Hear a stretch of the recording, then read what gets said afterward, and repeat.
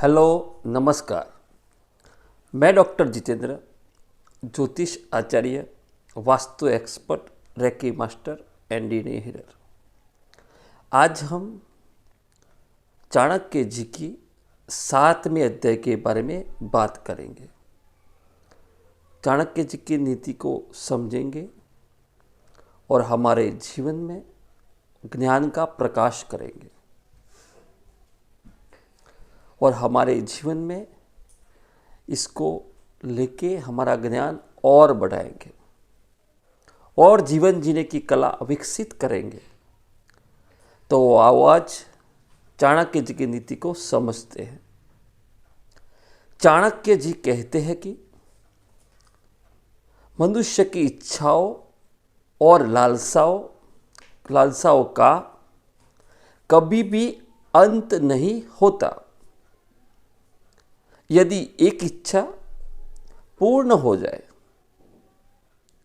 तो अनेक इच्छाएं अपने दिमाग में उठ जाती है।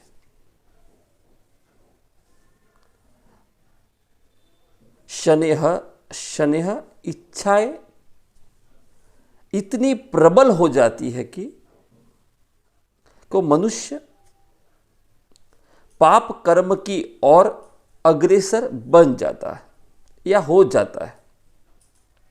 इस संदर्भ में चाणक्य जी धैर्य और संतोष अपने जीवन में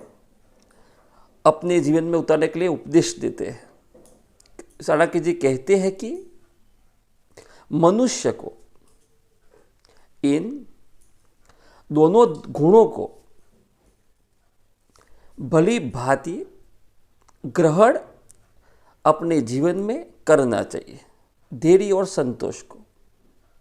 इससे उनका मन सदैव के लिए तृप्त हो जाता है और शांत रहता है। जीवन में सुख प्राप्ति का यही सबसे सरल और सहज मार्ग है और सचोट मार्ग है। इसके विपरीत जो व्यक्ति लोभ और स्वार्थ में डूबे रहता है वे जीवन भर वास्तविक सुखों से वंचित रह जाता है। उनका मस्तिष्क तनाव से भर जाता है, डिप्रेशन में आ जाता है, सदा ही अशांत बना रहता है। अतः मनुष्य को इन प्रवृत्तियों से बचना चाहिए। स्त्री, भोजन और धन, ये तीन वस्तुएं मनुष्य को परम संतोष देने वाली है और तृप्त करती है। इस तथ्य को चाणक्य जी भी स्वीकार करते हैं अपने जीवन में। वे कहते हैं कि पत्नी चाहे कुरूप हो या रूपवान हो, दुष्ट हो या सुशील संस्कारी हो, मूर्ख हो या बुद्धिमान हो, मनुष्य को इसका परित्याग नहीं करना चाहिए। चीज चाहे काली हो, धोड़ी, कुछ भी हो, इसका परित्याग नहीं करना चाहिए। यदि वह उसके साथ संतुष्ट हो जाए तो वो मानसिक कलेश मिट जाता है। मानसिक कलेश से सदा के लिए मुक्त हो जाता है। जीवा के स्वाद में पढ़कर मनुष्य को अपने पास उपलब्ध भोजन का कभी भी निरादर नहीं करना चाहिए। जो अपने पास भोजन है इसका निरादर नहीं करना चाहिए। रूखा सूखा या 56 भोग मिल जाए, जो भी भोजन आपको मिले, इसके पास हो या मिले, प्रसन्नता पूर्वक उसका सेवन कर लेना चाहिए। इसी प्रकार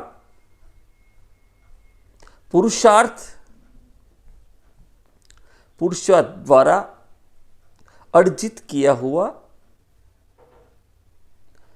थोड़े से भी धन को उस धन में भी परम संतोष अनुभव करना चाहिए। जो भी कुछ थोड़ा धन मिले इसमें संतोष करना चाहिए, लेकिन उसके साथ चाणक्य जी बताते हैं मनुष्य को दान, पूजा, पाठ और अध्ययन, अच्छे पुस्तक का निरंतर पढ़ने के बाद, चिंतन करने के बाद आगे बढ़ना चाहिए। कहा जाता है कि वार्तालाप में दो मग्न व्यक्तियों के बीच में कभी भी नहीं निकलना चाहिए। दो व्यक्ति बात करते बीच में से नहीं निकलना चाहिए।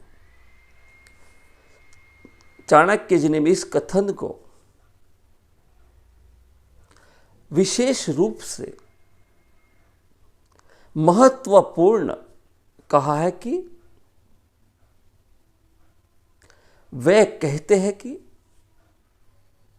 दो ब्राह्मण हो, अग्नि एवं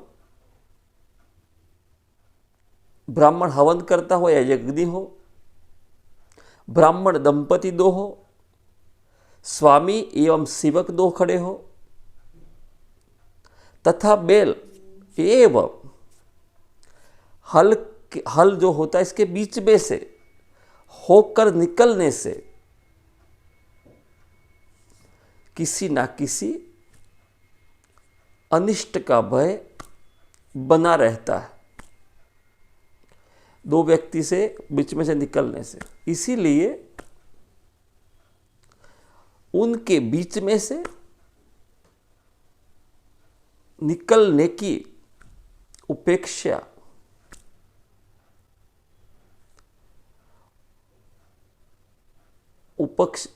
में और मार्ग चुने, बीच में से ना निकले, दूसरे से रास्ते से निकले।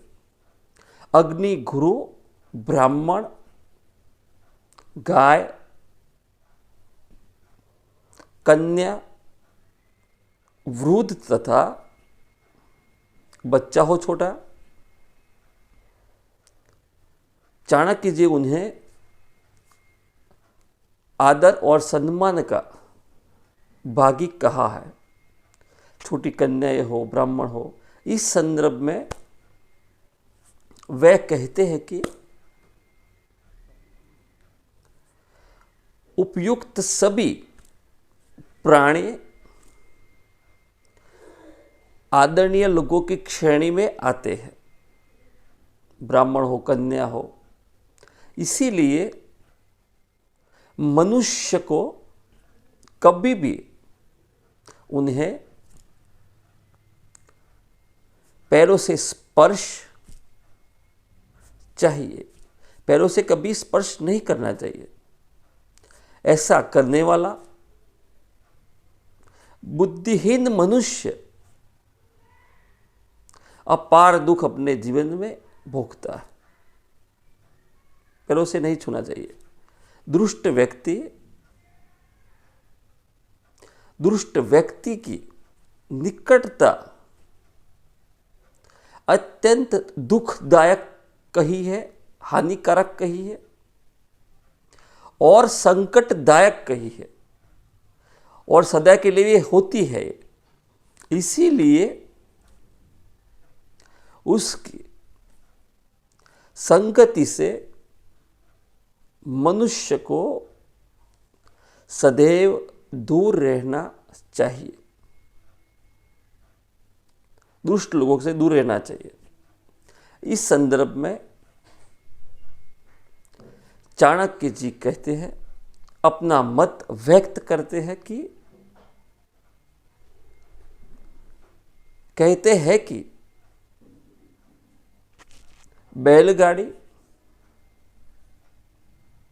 बैलगाड़ी से 5 हाथ, घोड़े से 10 हाथ तथा हाथी से 100 हाथ दूर रहना चाहिए। हाथी से 100 हाथ दूर रहना चाहिए। लेकिन चाणक्य जी ने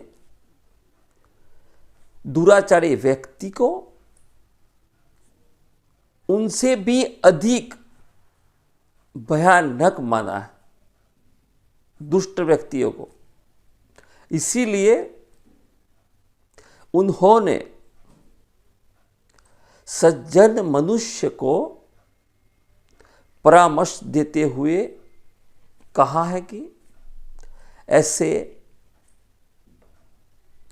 दुराचारियों से बचने के लिए देश का त्याग कर लेना चाहिए। त्याग अगर करना पड़े तो निसंकोच कर देना चाहिए। अगर आपके पड़ोस में ऐसा कोई है दुराचारी तो इससे दूर रहना चाहिए। मनुष्य का पतन होते देर नहीं लगता। दुर्जन व्यक्ति के प्रवृत्ति और इसमें वश में करने का उपाय बताते हुए कहते हैं कि चाणक्य जी कहते हैं कि जिस प्रकार हाथी को अंकुश से वश करते हैं, घोड़े को चाबुक से वश करते हैं तथा सींग वाले पशु को डंडे से वश में किया जाता है, डंडे से वश में किया जाता है, इसी प्रकार दुर्जन को वश में करने के लिए तलवार का भी सहारा लेना पड़े तो ले सकते हो। इसे और विस्तृत रूप में समझाते हुए चाणक्य जी कहते हैं कि दुर्जन व्यक्ति अत्यंत नीच प्रकृति के होता है। दुर्जन व्यक्ति नीच प्रकृति का होता है। उसका मन एवं मस्तिष्क सदैव दूसरों का अहित करने में लगा रहता है। इसके विचार, इसकी सोच अहित करने में लगी रहती है। ऐसे मनुष्य को प्रेम, स्नेह अथवा ज्ञान द्वारा बदलना भी असंभव माना गया है। कई बार ऐसे अवसर भी आते हैं, सामने अवसर आ जाते हैं, जब दुष्ट मनुष्य सभी सीमाएं लांघ जाता है। दुष्ट व्यक्ति सभी सीमाएं लांघ जाता है। ऐसी स्थिति में स्वयं की रक्षा हेतु सज्जन मनुष्य को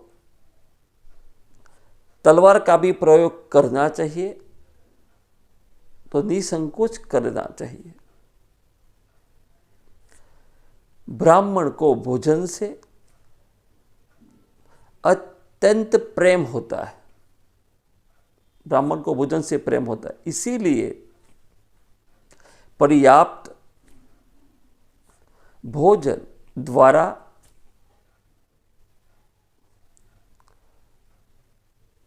उसे भी संतुष्टि भोजन द्वारा मिलती है। मोर बादलों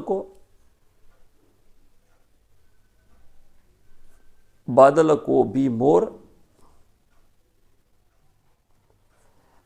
देखकर प्रसन्न हो उठता है कि अभी बारिश आएगी। उनके गर्जन से बादलों की उसके पैर नाचने लगते हैं, थिरकने लगते हैं इसके पैर। इसी नृत्य में ही उसकी संतुष्टि निहित होती है। इसी प्रकार दूसरों का वैभव, ऐश्वर्य, समृद्धि और सुखों को देखकर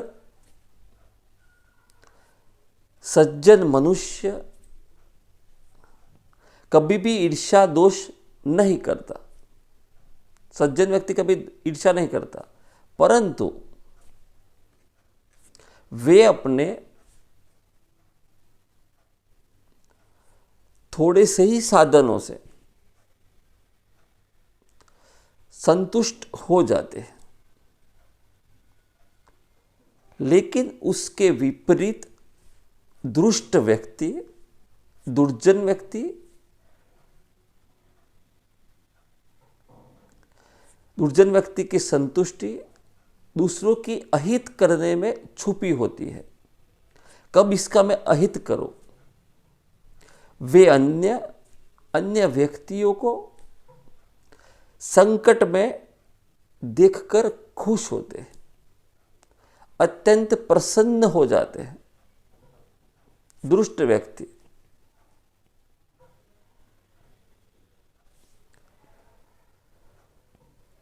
चाणक्य जी उनकी कूटनीति से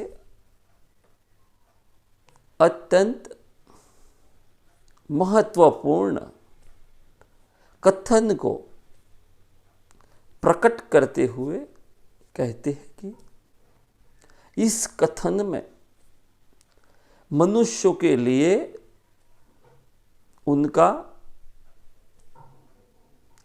गुप्त परामर्श छुपा है। चाणक्य जी का गुप्त परामर्श छुपा है। वे कहते हैं कि बलवान व्यक्ति को बल द्वारा जीतना अत्यंत कठिन है, इसीलिए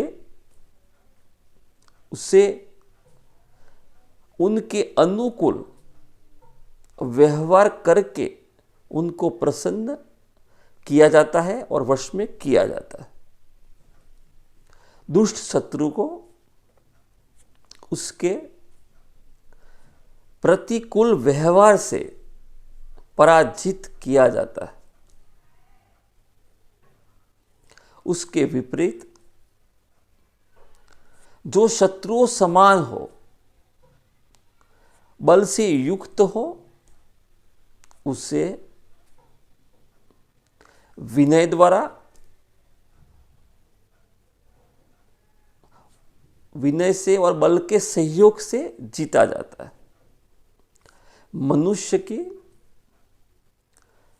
वास्तविक शक्ति कौन सी है? किसी आंतरिक शक्ति द्वारा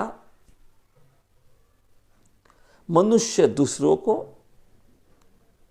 अपने समक्ष झुकने के लिए मजबूर, विवश कर सकता है। इस संदर्भ में चाणक्य जी ने बड़ी ही गूढ़ बात कही है। वे कहते हैं कि राजा की शक्ति इसका बाहुबल होता है, जिसे वह शत्रुओं का विनाश करता है। ब्राह्मणों की शक्ति इसके ब्रह्म ज्ञान में होती है, निहित है यानी छुपी है। इसके द्वारा वे बड़े से बड़े ज्ञानी को वो भी पल भर में पराजित कर सकते हैं। स्त्रियों की शक्ति उनका रूप, सौंदर्य, यौवन और मीठी भाषा होती है, मीठी वाणी होती है उनकी। सुकोमल होते हुए भी उनके द्वारा वह किसी को भी अपने पैरों में झुकाने की शक्तियां रखती है स्त्रियां। इसीलिए मनुष्य को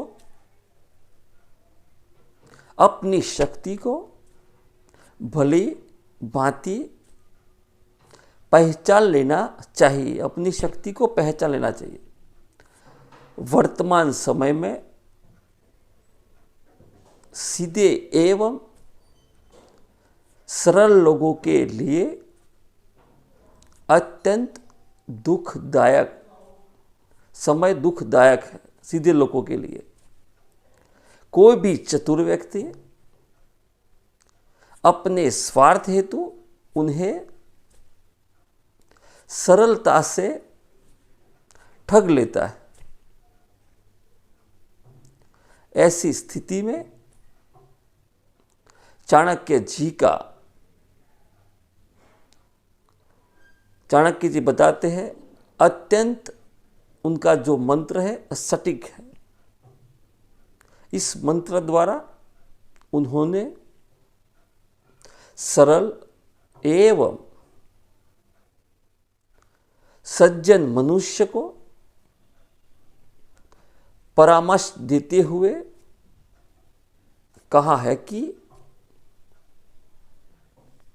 कभी कभी मनुष्य के लिए उसकी अत्यधिक सरलता, सादगी और सीधा स्वभाव अभिशाप बन जाता है। सच्चे इंसानों के लिए उसकी सज्जनता का लाभ स्वार्थी और दुष्ट मनुष्य उठाते हैं उसका लाभ। इसके लिए वे उनका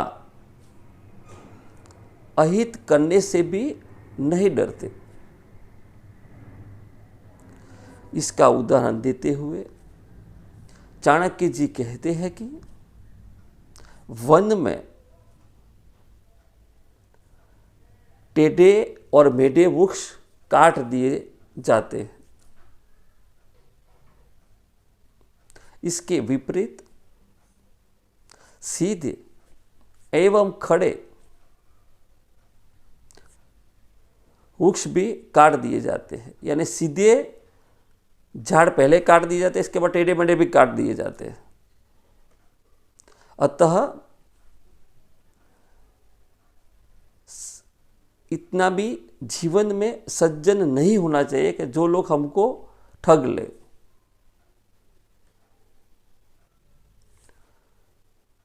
चाणक्य जी स्वार्थी मनुष्य की तुलना हंस से करते हैं। चाणक्य जी कहते हैं कि जलाशय में जल होने पर हंस वहां आकर विहार करते हैं। जब जल हो तब इसके किनारे पर अपना घोंसला भी बना लेते हैं, जहां जल होता है वहीं। लेकिन लेकिन जब जल सूख जाता है, जलाशय सूख जाता है, तो वो स्नेह के सभी बंधन तोड़ के उड़ जाते, उड़ जाते। स्वार्थी मनुष्य भी इसी प्रकार का ही व्यवहार करता है। इसका स्वार्थ पूरा होने के बाद वो निकल जाता है। जब तक उसका स्वभाव स्वार्थ सिद्ध नहीं होता, तब तक आपके पास वो टिका रहता है। जो इसको आश्रय देता है, इसके पास भी टिका रहता है, जब तक इसका स्वार्थ पूरा ना हो जाए। मीठे मीठे वचन बोल के उससे स्नेह प्रेम जताता है।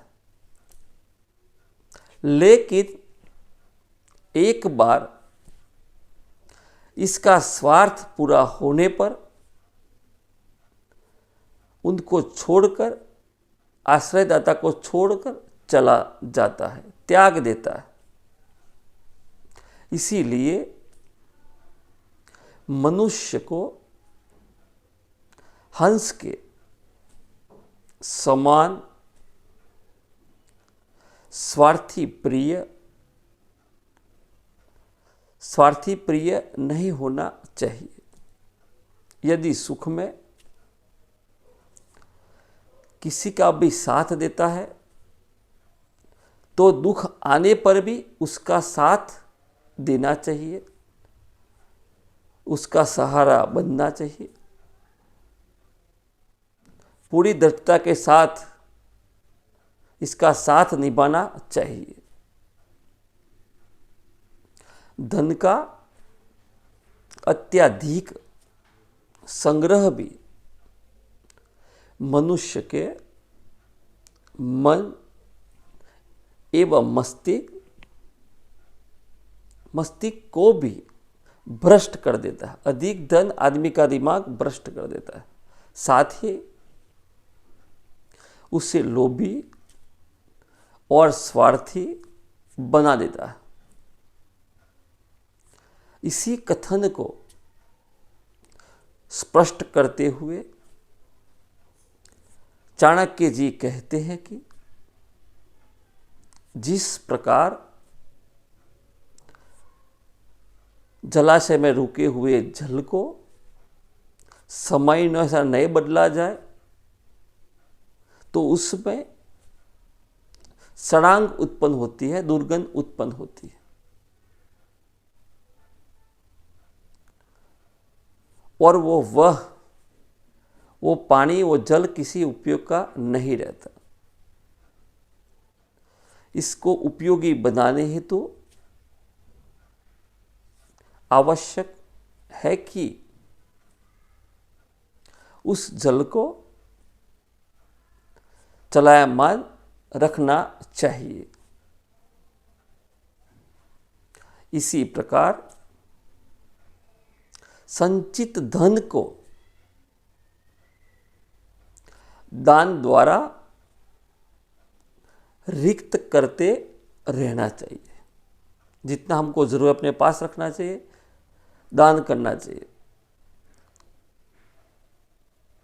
और उससे वो मनुष्य जहाँ लोक में यश एवं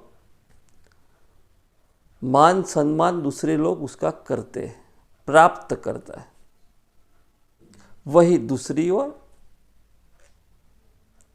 परलोक में भी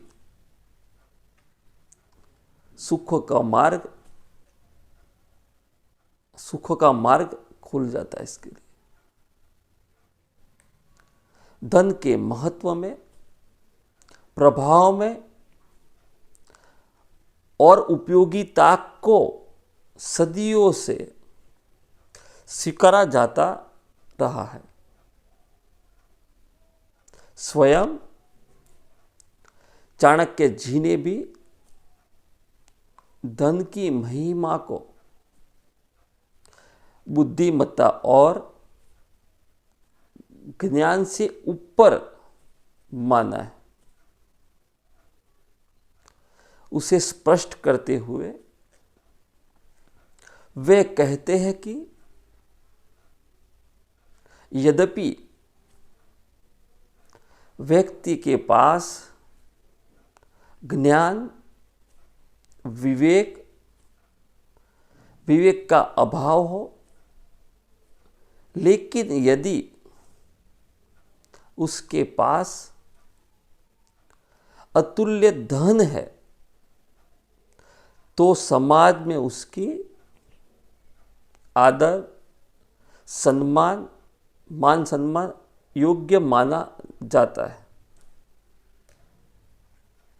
इसके विपरीत ज्ञान, विवेक एवं बुद्धि से किसी भी निर्धन व्यक्ति को तुच्छ और उपेक्षित दृष्टि से देखा जाता है।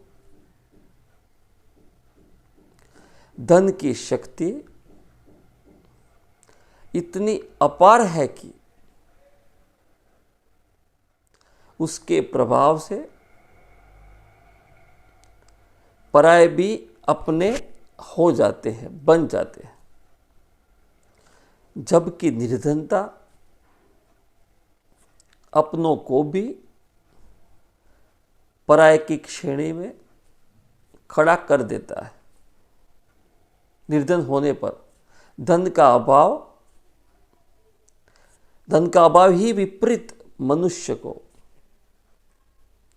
अकेला रहने के लिए विवश कर लेता है। धन ही व्यक्ति को समाज में सर्वोच्च सम्मान दिलाता है, सर्वोच्च स्थान देता है धन। महापुरुषों की संदर्भ में पहचान करते हुए संदर्भ में चाणक्य जी कहते हैं कि दानशीलता, मृदु वाणी, ईश पूजा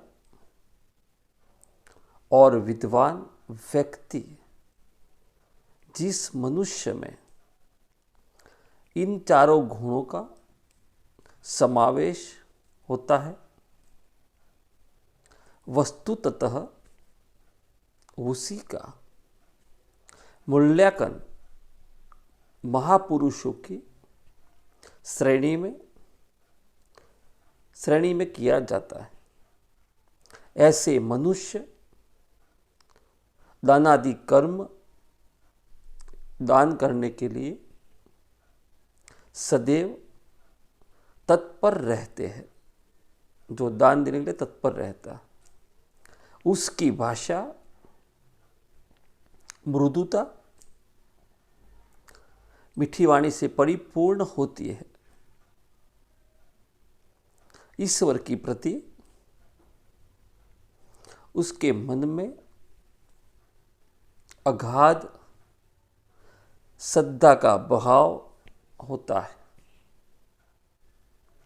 तथा ज्ञानवान विद्वान उससे सदैव ही मान सम्मान पाता है।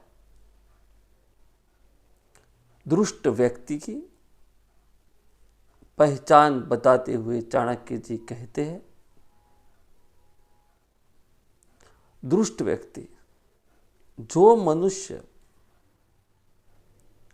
अत्यंत क्रोध करता हो, गुस्सा करता हो, जिसके मुख से सदा विष भरी बातों का प्रसरण होता है, यानी विष वाली बातें बोलता है, जो बंधु बांधवों का अहित करने अहित करने के लिए सदैव तत्पर होता है। जो दुष्ट व्यक्तियों की संगति करता है तथा जो नीच व्यक्ति की चाकरी करता है, वह व्यक्ति दुर्जन, वो व्यक्ति दुर्जन कहलाता है। ऐसा मनुष्य पृथ्वी पर ही नहीं, नरक की ओर यातनाएं भोगता है, जो दुष्ट व्यक्ति होता है। दरिद्रता एवं चरित्रहीनता जिसके अन्य अवगुण होते हैं दुष्ट के, महापुरुषों की संगति प्रभाव का उल्लेख करते हुए चाणक्य जी बताते हैं, शेर की गुफा में हाथी के मस्तक पर भी सुशोभित होने वाली गज मुक्तामणि मिल सकती है, लेकिन गिद्ध के आवास में केवल हड्डी या मांस अतिरिक्त कुछ नहीं मिलता। शेर की गुफा में मणि मिल सकता है, लेकिन गिद्ध की गुफा में कुछ नहीं मिलेगा।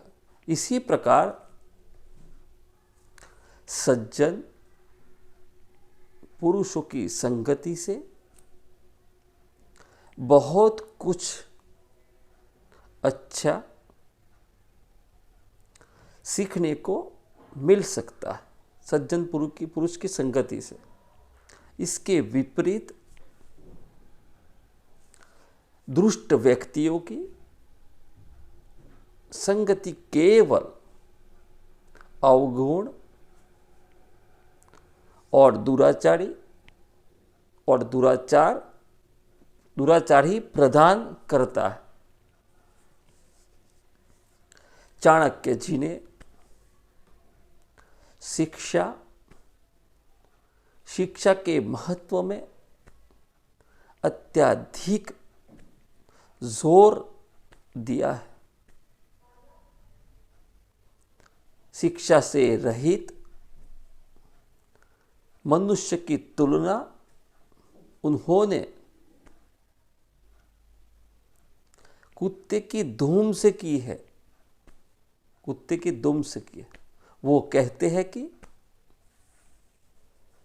जिस प्रकार कुत्ता अपनी दुम से न तो अपने गुप्तांग को छू सकता है और नहीं उससे मच्छर भी उड़ा सकता है पूंछ से, इसकी दुम से। इसी प्रकार मूर्ख और अज्ञानी व्यक्ति न तो परिवार का उचित पालन पोषण करने में समर्थ होता है, नहीं उनकी रक्षा भी कर पाता, नहीं कर पाता, इसका पालन पोषण भी नहीं कर पाता। इसीलिए मनुष्य को भोजन एवं धन की लालसा में डूबे रहने की अपेक्षा ज्ञान अर्जित करना उचित है। केवल परोपकार की भावना, परहित की भावना ही मनुष्य को इसको महान बनाती है। इसके अभाव में मन, वाणी और इंद्रियों की पवित्रता कोई महत्व नहीं रहता। इसी ओर अधिक विस्तृत रूप से स्पष्ट करते हुए चाणक्य जी कहते हैं कि दूसरे को कल्याण को महत्व देने वाला मनुष्य ही सच्चे अर्थों में पवित्र होता है। बुरी संगत में रहकर भी ऐसे मनुष्य की आत्मा कलंकित नहीं होती। यद्यपि पुष्प में गंध, तिलों में तेल, लकड़ी में अग्नि, दुर्ग में द्रुत, ईख में मिठास विद्यमान होती है, रहती है, तथापि ये दिखाई नहीं देती। फूलों में सुगंध होती है, दिखाई नहीं देती। इसी प्रकार चाणक्य जी ने मनुष्य के संबंध में आत्मा का उल्लेख किया है।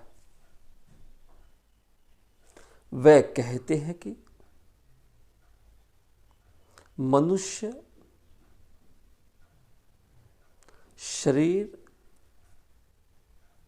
में आत्मा का वास उसने देखा नहीं जाता। शरीर में आत्मा का वास देखा नहीं जाता। विवेक द्वारा उसे अनुभव में लाया जा सकता है, इसको आत्मा को समझा सकता है। इसीलिए मनुष्य को विवेक द्वारा आत्मा को जागृत करना चाहिए। विवेक द्वारा आत्मा को जागृत करना चाहिए। चाणक्य जी के अनुसार दुष्ट और दुर्जन व्यक्तियों को धन की महत्वाकांक्षा ज्यादा होती है। इसे प्राप्त करने के लिए वे नीच कार्य भी कर लेते हैं। नीच कार्य करने से भी पीछे नहीं हटते। दुर्जन व्यक्ति,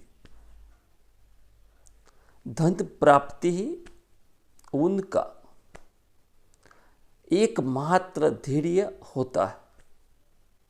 यद्यपि मध्यम वर्ग के व्यक्ति भी धन को महत्व देते हैं, मध्यम वर्ग के लोग भी मध्यम देते हैं, तथापि उनके लिए मान सम्मान भी अत्यंत महत्वपूर्ण होता है। इसी कारण धन की लालसा होते हुए भी वे नीच कार्य करने से डरते हैं। उसके विपरीत सज्जन व्यक्तियों के लिए मान सम्मान सबसे बढ़कर होता है।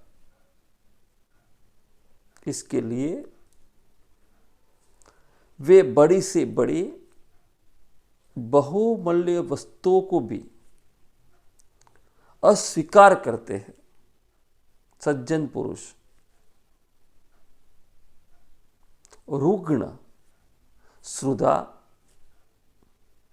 पीड़ितों के लिए चाणक्य जी बताते हैं कि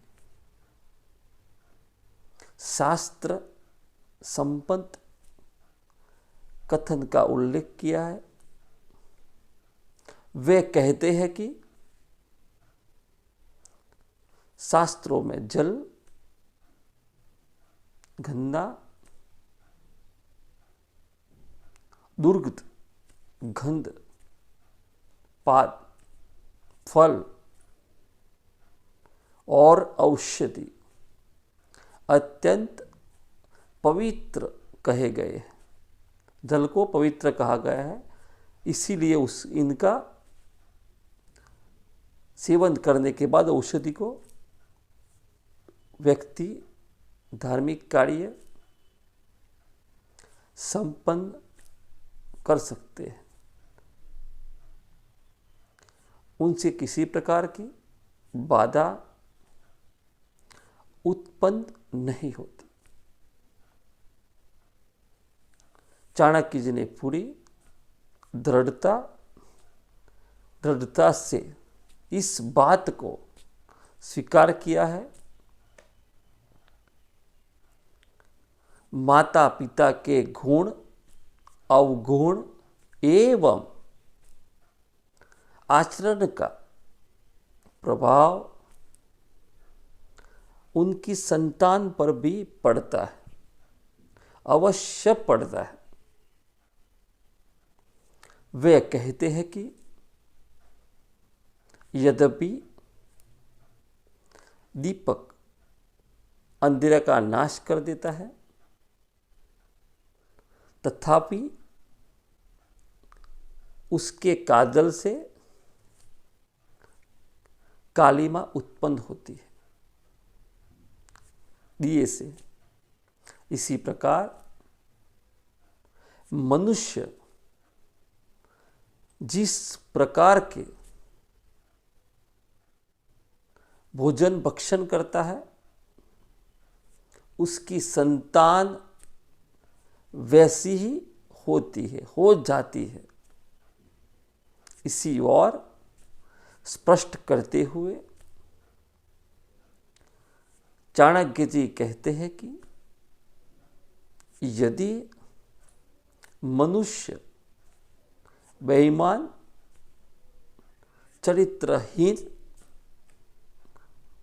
और दुष्ट प्रवृत्ति का है, तो उसकी संतान वो भी उसके जैसे अवगुणों से युक्त पैदा होगी। इसके विपरीत सज्जन मनुष्य की संतान उसी के समान बुद्धिमान, सरल, ईमानदार और सहनशील। इसीलिए मनुष्य को सदैव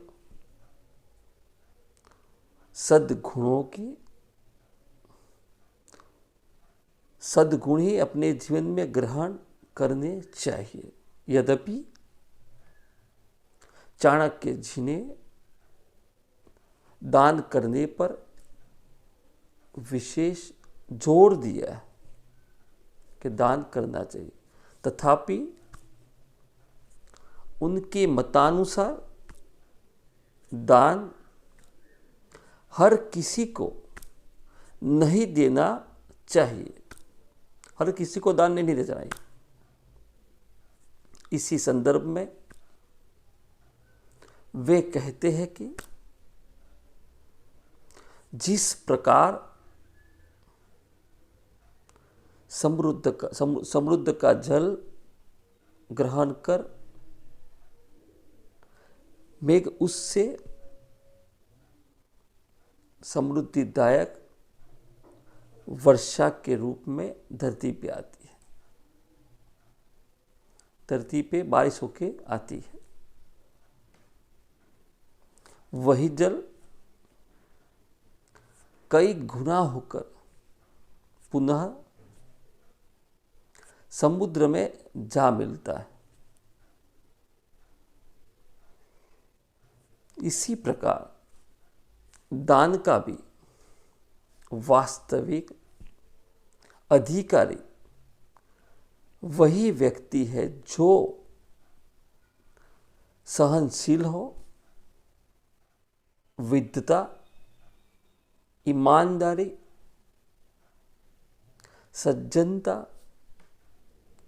आदि गुण से संपन्न व्यक्ति को दान देना चाहिए। ऐसे योग्य व्यक्ति को दिया गया दान सहस्त्र गुना होके वापिस अपने पास लौट आता है, हजारों गुना होके वापिस आता है। इसलिए विपरीत जो व्यक्ति आलस्य से परिपूर्ण हो, दुष्ट हो, दूसरों से ईर्ष्या करने वाला हो, व्यभिचारी हो तथा पाप कर्मों में लिप्त हो, पाप कर्म करने वाला हो, उसे कभी भी दान ना दे, अन्यथा ऐसा कुपात्र को दिया गया दान महत्वहीन हो जाता है। चाणक्य जी सावधान करते हुए कहते हैं कि मनुष्य के लिए नीच या दुर्जन व्यक्ति की संगति से सदैव दूर रहना चाहिए। श्रेयकर है आपके लिए, यदि संभव हो उसे देखने से भी बचना चाहिए। दुर्जन व्यक्ति को देखना भी ना चाहिए, इसी में उसका हित निहित है, यानी हमारा हित है। इस शास्त्रों में ऋषियों मुनियों ने ऐसे व्यक्तियों को सहस्त्र चांडालों की समान कहा गया है, चंडाल कहा गया है। उनकी दृष्टि दुर्जन व्यक्ति अत्यंत घातक, नीच और विश्वासघाती होती है। उनकी दृष्टि भी विश्वासघाती होती है। उसकी संगति मात्र से अनेक संकट एवं दुख उत्पन्न हो जाते हैं।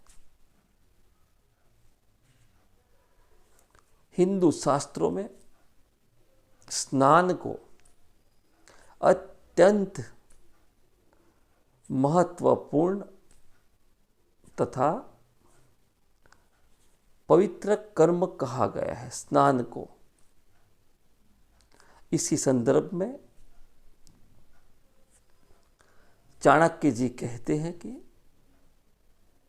शरीर पर तेल की मालिश करवाने, शमशान में जाने, संभोग के बाद तथा हजामत के बाद मनुष्य का शरीर अपवित्र बन जाता है। शेविंग करने से, शमशान में जाने के बाद ऐसी स्थिति में स्नान ही ऐसी क्रिया है जिसे मनुष्य पुनः पवित्र बन जाता है। स्नान के बाद पवित्र बन जाता है। इसीलिए उपयुक्त कर्मों के पश्चात मनुष्य को स्नान अवश्य कर लेना चाहिए। ये स्वास्थ्य की दृष्टि से भी अत्यंत सर्वश्रेष्ठ माना गया है। किंतु साथ ही उन्होंने कहा है कि संभोग के एकदम तुरंत स्नान नहीं करना चाहिए। इससे शरीर पर बुरा प्रभाव पड़ता है। तुरंत नहीं स्नान करना चाहिए।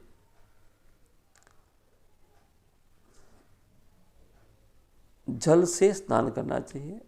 चाणक्य जी कहते हैं कि शरीर का महत्वपूर्ण भाग पेट है हमारा। इसी स्थान से अस्वास्थ्य हमारा पेट से जुड़ा हुआ है। इसलिए मनुष्य को चाहिए कि अपने पाचन प्रणाली को सुधारे, पूरी तरह से ठीक रखे पाचन शक्ति को। यदि अपच की शिकायत हो जाए तो ऐसी स्थिति में जल औषधि का कार्य करता है। जल औषधि का कार्य करता है। जल ज़्यादा पीना चाहिए। भरपूर जल का सेवन करें, परंतु ध्यान रहे जल का सेवन भोजन से पूर्व करें, अन्यथा अन्य पच जाने के बाद भोजन के एकदम बाद जल का सेवन नहीं करना चाहिए। अगर जल पिया जाए तो विष के समान माना गया है। विष होकर हमारे शरीर को स्नेह बीमार करता है और नष्ट कर देता है। अगर ज्ञान को उपयोग में ना लाया जाए तो वह विस्मृति हो जाती है, यानी भूल जाते हैं। ज्ञान को नहीं बहाल लाते तो किसी व्यक्ति की उपेक्षा से ही वह निष्क्रिय हो जाता है। सेना नायक अभाव में सेना नष्ट हो जाती है।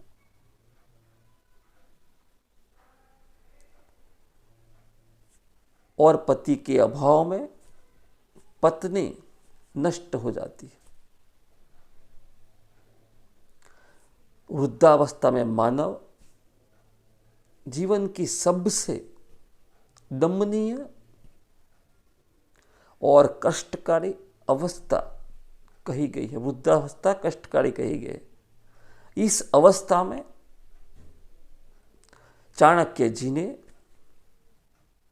पत्नी की मृत्यु, सगे संबंधियों द्वारा धन लूटना तथा भोजन हेतु दूसरों का मुंह देखना पड़ता है,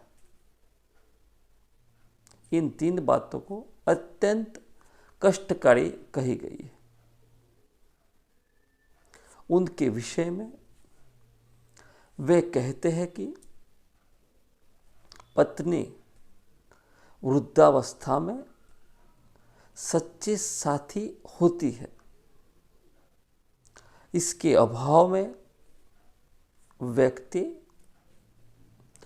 पूरी तरह से असहाय हो जाता है। पत्नी के बिना यदि वृद्धावस्था में मनुष्य के पास धन हो तो उससे भोजन के लिए दूसरों पर आश्रित नहीं रहना पड़ता। वृद्धावस्था में धन चाहिए, इसीलिए मनुष्य को दमनीय दशा से बचने के लिए धन का संचय अवश्य करना चाहिए।